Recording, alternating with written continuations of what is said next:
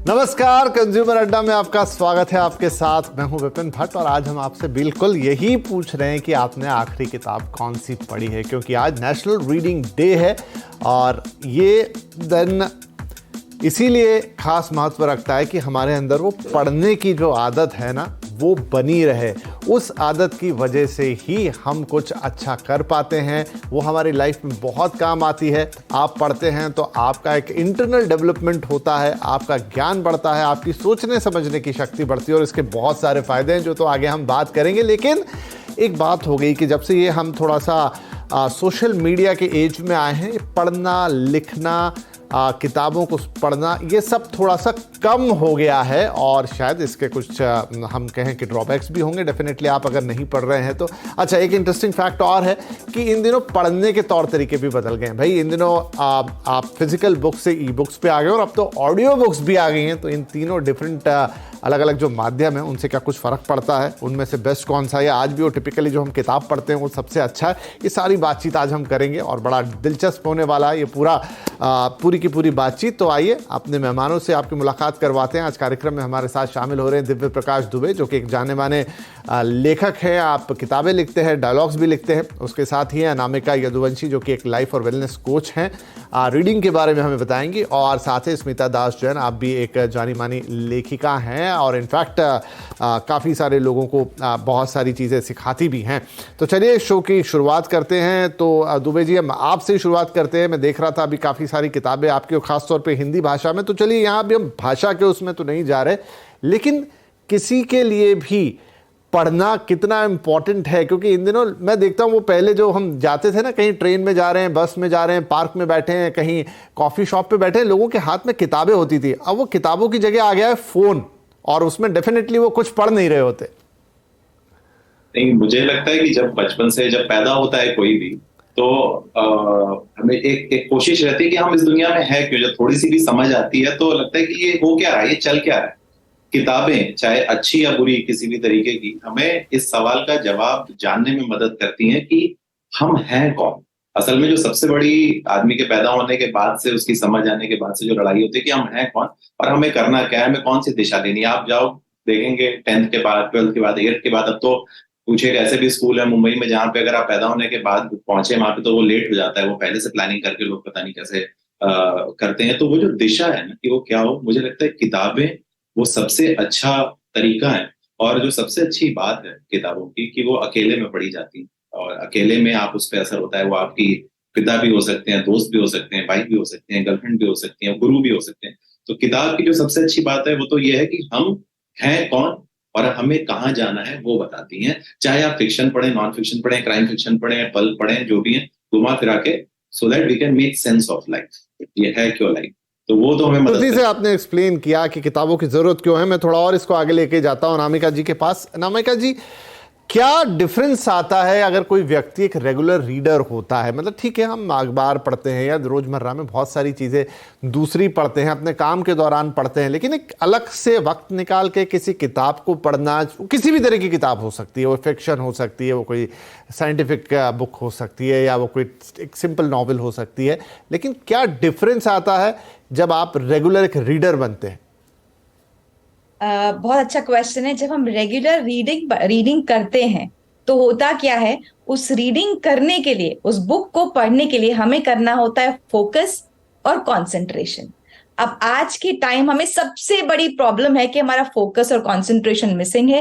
We all highly distracted because of mobile phone, because of social media, because of so many things around us. So जो किताबें हैं वो हमारे social media से, हमारी problem से, वरीज से, बहुत सारी और डिस्ट्रैक्शन से हमें दूर ले जाती हैं और हम फोकस होके कंसंट्रेशन से कुछ किताब को पढ़ते हैं, चाहे वो हम 10 मिनट पढ़ें, आधा घंटा पढ़ें, 1 घंटा पढ़ें। सो अगर हम 1 घंटा रोज, आधा घंटा रोज कंसंट्रेशन करने लग जाएंगे तो हमारे जो जर्नी है, जो हमारा एक पर्सनालिटी है, हमारा सेल्फ डेवलपमेंट है, वो एक अलग स्केल पर पहुंच जाएगा। वो तो होगा ही, साथ में हमें उस बुक से नॉलेज मिलेगी, लर्निंग होगी, हमारी पर्सनालिटी डेवलप होगी, हमारे कॉग्निटिव स्किल्स डेवलप होंगे, हमारी problem solving skills, analytical skills, हमारी एम्पैथी, लोगों को देखने का नजरिया, बहुत सी चीजें बदल जाएंगी अगर हम कंसिस्टेंटली किताबों को रोज पढ़ेंगे। तो स्मिता, बिल्कुल जहाँ पर छोड़ा अनामिका ने कि इससे हमारी कई सारी एबिलिटीज़, कॉग्निटिव स्किल्स हो गए या दूसरी सारी चीज़ें डेवलप होती हैं। तो जब आप एक किताब पढ़ रहे होते हैं तो दरअसल आप सिर्फ उस किताब को नहीं पढ़ रहे होते, वो जो पूरा ऑथर होता है उसने जो लिखा है उसका जो पूरा अनुभव है वो आपको मिल रहा होता है। तो इससे आपकी सोचने समझने की शक्ति, आपको दुनिया को देखने की आपकी जो अंडरस्टैंडिंग है, वो सारी चीज़ें ये डेवलप होती है। तो डेफिनेटली इससे आप दूसरों के मुकाबले चीज़ों को देखने, जानने, समझने में बहुत बेहतर होते हैं। तो इनडायरेक्टली किताबें आपकी एक रेगुलर एजुकेशन के अलावा आपकी बहुत मदद करती है खुद को डेवलप करने में। मैं कितना सही हूं जब ये बोल रहा हूं? विपिन जी, आप बिल्कुल सही है। जो रीडिंग हैबिट है वही हमारी पर्सपेक्टिव आगे बढ़ाती है। हम जितना पढ़ेंगे उतनी ही हमें ज़्यादा नॉलेज होगी, उतनी ही हमारी पर्सनालिटी डेवलप होगी। एक एडिशनल पॉइंट, हम जब रीडिंग करेंगे तभी हमें एक्स्ट्रा नॉलेज मिलेगी beyond our scope of work. जो हम काम करते हैं या जिस क्लास में पढ़ते हैं उसकी तो हमें नॉलेज है ही। It's only when we read outside, either for pleasure or for gaining knowledge, then only हमें पता चलेगा कि हो क्या रहा है beyond my immediate scope of work. So reading gives us a very good conversation starters. जितने भी लोग frequently reading करते हैं उनको कभी किसी गैदरिंग में, चाहे इंडिविजुअल हो चाहे ग्रुप में, कभी टॉकिंग पॉइंट्स की कमी नहीं होगी। कोई भी लोग किसी भी टॉपिक पे बात करे, या तो ओवरव्यू या इन डेप्थ, पीपल जो रेगुलर रीडर्स है उनके पास हमेशा कोई पॉइंट रहेगा किसी भी कॉन्वर्सेशन में कंट्रीब्यूट करने का। And that is how they develop their relationships, that is how they will develop their confidence. So knowledge, personal development, cognitive abilities, जैसे अनामिका जी ने कहा है, कॉन्वर्सेशन स्टार्टर। अगर आप सिर्फ 15 मिनट डेली भी पढ़ो, इसके benefits are going to be immense अगर आप इसे कंसिस्टेंट हैबिट बना सको। दुबे साहब, जब हम पढ़ते हैं नेचुरली मैं मानूंगा कि लोग अपने हिसाब से अपनी भाषा का चुनाव करते हैं और मुख्य तौर पे या तो हिंदी या इंग्लिश में पढ़ रहे होते हैं या फिर रीजनल लैंग्वेजेस भी हैं, क्योंकि भारत में तो काफ़ी सारी भाषा हैं। क्या भाषा से कोई सीधा ताल्लुक है? मतलब जितनी भाषाएं आप जानते हैं, अमूमन लोग हिंदी और इंग्लिश दोनों जानते हैं, तो आप हिंदी पढ़ें या इंग्लिश पढ़ें, क्या इसका भी कोई लॉजिक बनता है, या फिर आपको जिस भाषा में सही लग रहा है, जहां आपको चीज़ें समझ में आ रही है, बस आप वो किताब पढ़ें? नहीं, अगर मैं ये बोलूंगा कि आपको केवल, मैं तो चूंकि हिंदी में लिखता हूँ तो मैं चाहता तो यही हूँ कि देश भर के सारे लोग हिंदी में तो पढ़े ही पढ़े और बाकी भाषाओं में साथ में पढ़े, लेकिन वो बात गलत हो जाएगी। और किताबें पढ़ के ये बात मैंने जानी कि ये बात गलत हो जाएगी, क्योंकि जो भी भाषा आप पढ़ें, चाहे वो बंगाली पढ़ें, चाहे वो मराठी पढ़ें, चाहे वो हिंदी, अंग्रेजी में, चूंकि जब मैं इसको इस तरीके से देखता हूँ कि जब हम लोग 90s में बड़े हो रहे थे, अर्ली 2000 में कॉलेज जा रहे थे, तो जब एक प्रेशर था कि भाई जब जॉब के लिए इंटरव्यू देंगे तो वहां पे तो अंग्रेजी बोलनी पड़ेगी, और या फिर एमबीए की तैयारी करने में अंग्रेजी बोलनी पड़ेगी। तो जब हम किताब उठाते थे, कोई भी किताब उठाते थे अंग्रेजी की, तो सोचते थे 2, 4, 5, 10 वर्ड सीख जाएंगे तो थोड़ा बहुत अप्लाई कर लेंगे और थोड़ा बहुत आसान हो जाएगी चीज। इस वजह से कई लोग अंग्रेजी की किताब पढ़ते थे, अपनी जो भाषा थी वो नहीं पढ़ते थे। लेकिन अब मैंने देखा है एक बड़ा अच्छा परिवर्तन आ रहा है कि जो भी चीज आपको अच्छी लगती है, जो भी मन को भा जाए, चाहे वो फिर, अब जैसे कुछ लोग शेक्सपियर को बड़ी आसानी से पढ़ लेते हैं, कुछ लोग कभी नहीं पढ़ पाते हैं, कुछ लोग पल्प फिक्शन पढ़ते हैं, उसके आगे नहीं बढ़ पाते हैं। जो आपको अच्छा लगे ना, मतलब जैसे एक देखिए, ज्यादा पढ़ना, अनामिका जी और स्मिता जी बोल रहे थे कि आधे घंटे या 15 मिनट, मैं तो कह रहा हूँ कि अगर कोई ज्यादा भी पढ़ लेगा तो पढ़ाई कम से कम ऐसी चीज है जो कोई नुकसान नहीं करेगी। तो जो भी चीज आपको रम जाए, और कई बार क्या होता है कि जब आप किताब में जाते हैं तो किताब आपको खींचती है अपनी तरफ, वो उस दुनिया में ले जाती है कि आपको फिर बाकी नॉर्मल दुनिया में आने का मन नहीं करता है। तो जो मिल जाए, जो अच्छा लगे। और कई बार मैंने ऐसे भी देखा है कि आप पढ़ना, कई बार लोग अंग्रेजी से शुरू करते हैं। जैसे मुझे जो कम से कम अपना मुझे अच्छे से पता है कि मुझे जो रीडर्स मिले हिंदी में, जो लाखों उसमें मिले, ये सारे लोग वो थे जिसमें से 70% क्राउड वो था जिनकी मेरी किताब पहली हिंदी की किताब बनी। तो वो भी एक अपने आप में अच्छा एक परिवर्तन आया है कि जो आजकल के बच्चे जिन्होंने अंग्रेजी मीडियम में भी पढ़ाई पढ़ी है, वो भी अब फिक्शन हिंदी किताबें पढ़ रहे हैं।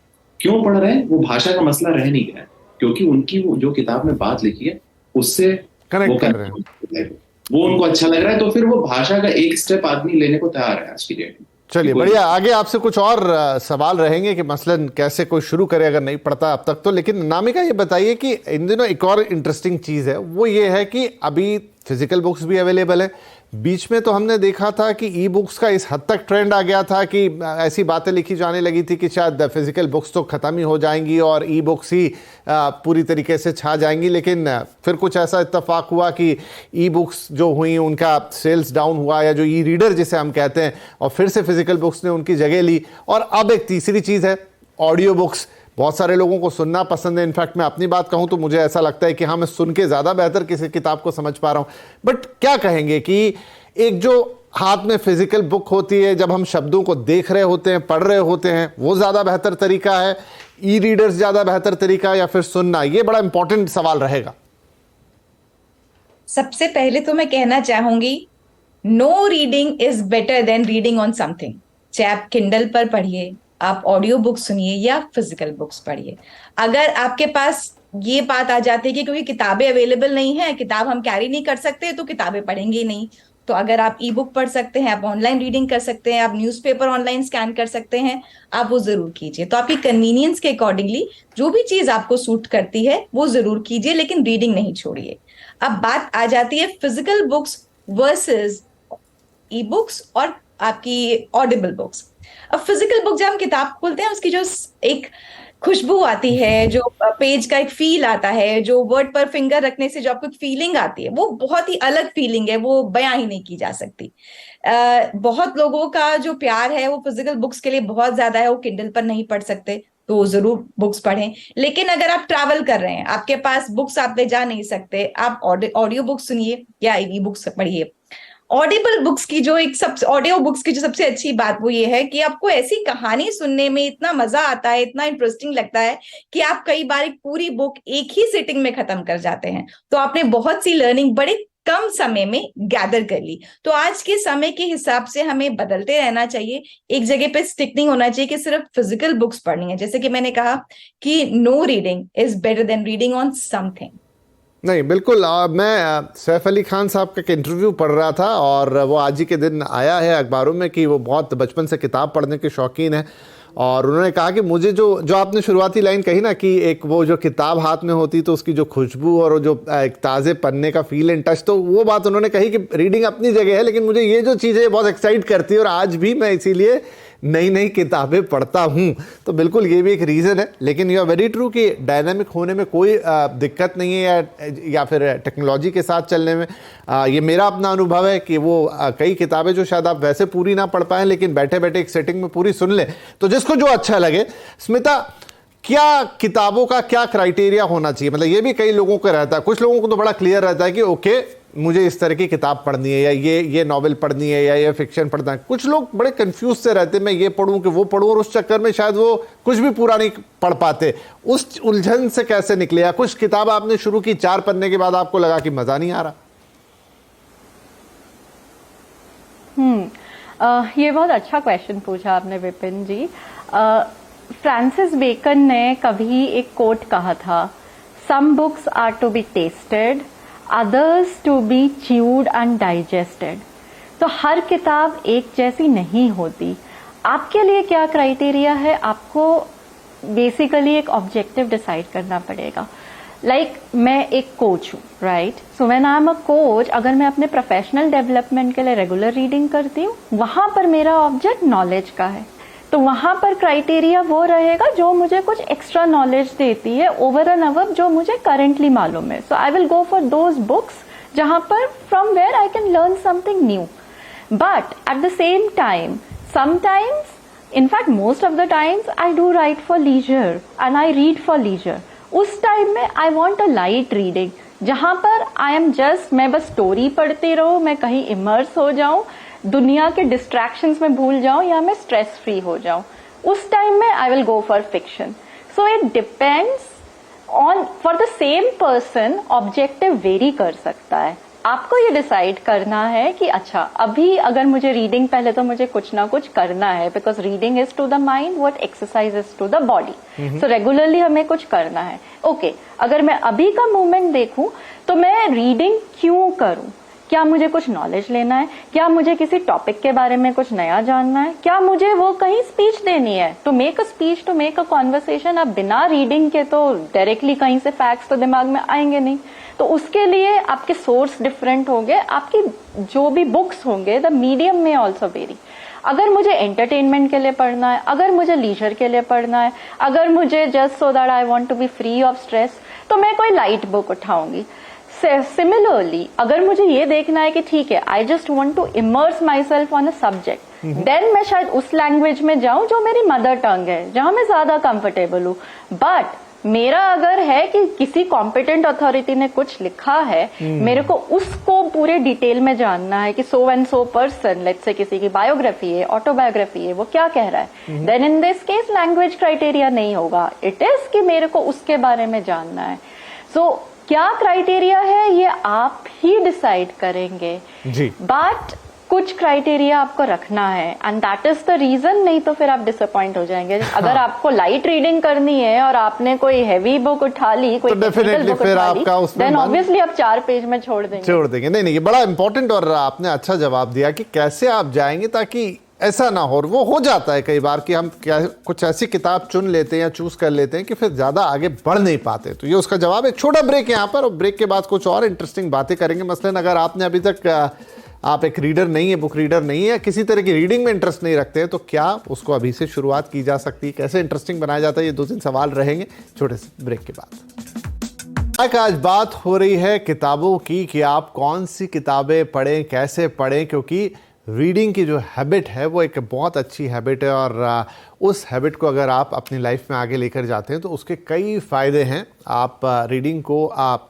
टेक्नोलॉजी के माध्यम से, मतलब ई बुक रीडर का इस्तेमाल करते हुए, अब तो किताबें सुनने की भी सुविधा है, लेकिन उनको सुनना पढ़ना जिस भी फॉर्म में ले जाएं अगर करते हैं तो बहुत अच्छा है। अब इम्पॉर्टेंट ये है कि अगर कर रहे हैं तो अच्छी बात है, लेकिन बहुत सारे लोग होते हैं जो शुरुआत करना चाहते हैं। तो दिव्य प्रकाश जी, एक अहम सवाल जो मेरे मन में था वो यही था कि जिन्हें शुरुआत करनी है वो कैसे करें। और कई बार होता है ना कि आपने शुरुआत ऐसी की कि आप शुरू में ही आपको लगा अरे नहीं हो पाएगा, वही पढ़ा लिखा इधर उधर हो गया, फिर आपने कभी पलट के देखा ही नहीं। लेकिन ऐसा कैसे करें कि आपका इंटरेस्ट डेवलप हो पढ़ने में?